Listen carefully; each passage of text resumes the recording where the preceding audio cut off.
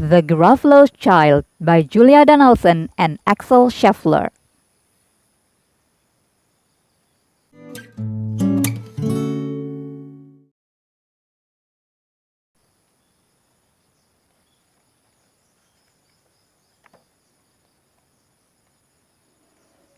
The Gruffalo said that no Gruffalo should ever set foot in the deep dark wood.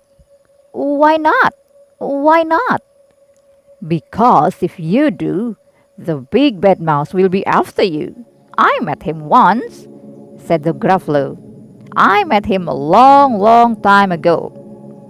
What does he look like? Tell us, Dad. Is he terribly big and terribly bad?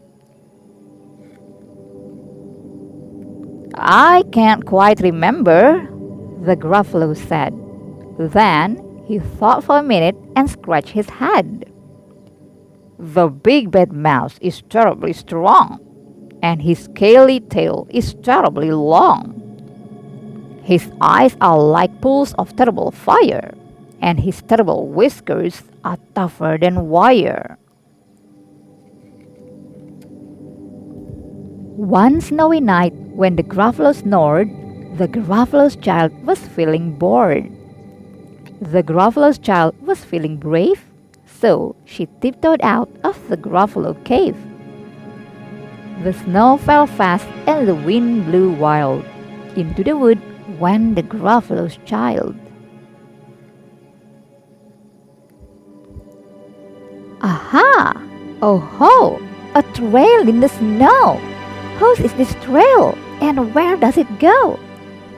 A tail poked out of a log pile house. Could this be the tail of the big bad mouse? Out slipped the creature. His eyes were small, and he didn't have whiskers. No, not at all. You're not the mouse. Not I, said the snake. He's down by the lake, eating Gruffalo cake. The snow fell fast and the wind blew wild. I'm not scared, said the Gruffalo's child.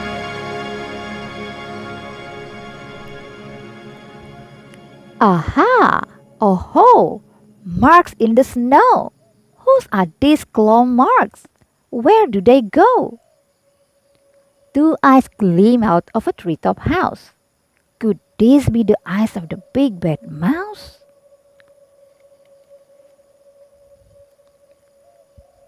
Down flew the creature. His tail was short, and he didn't have whiskers of any sort. You're not the mouse. Ooh, not I, but he's somewhere nearby, eating Gruffalo pie.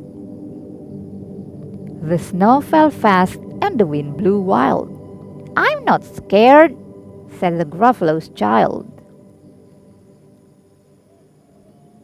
Aha! Oh ho! A track in the snow! Whose is this track, and where does it go? Whiskers at last, and an underground house! Could this be the home of the big bad mouse? Out slunk the creature. His eyes weren't fiery. His tail wasn't scaly. His whiskers weren't wiry. You're not the mouse. Oh no, not me. He's under a tree drinking Gruffalo tea. It's all a trick, said the Gruffalo's child as she sat on a stump where the snow lay piled. I don't believe in the big bad mouse. But here comes a little one out of his house.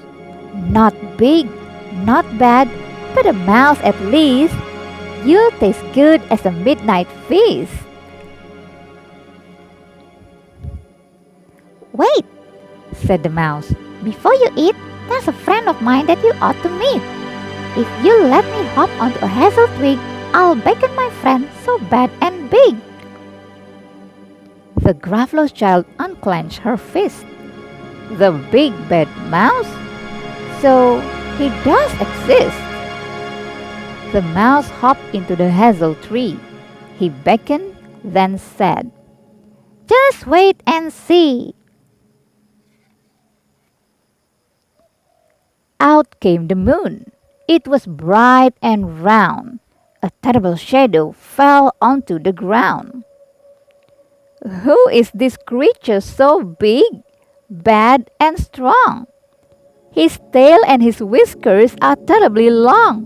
His ears are enormous, and over his shoulder he carries a nut as big as a boulder." "The big bad mouse!" yelled the Gruffalo's child. The mouse jumped down from the twig and smiled. "Aha! Oh-ho! Prints in the snow! Whose are these footprints? Where do they go?" The footprints led to the Gruffalo cave, where the Gruffalo's child was a bit less brave. The Gruffalo's child was a bit less bored. And the Gruffalo snored and snored and snored.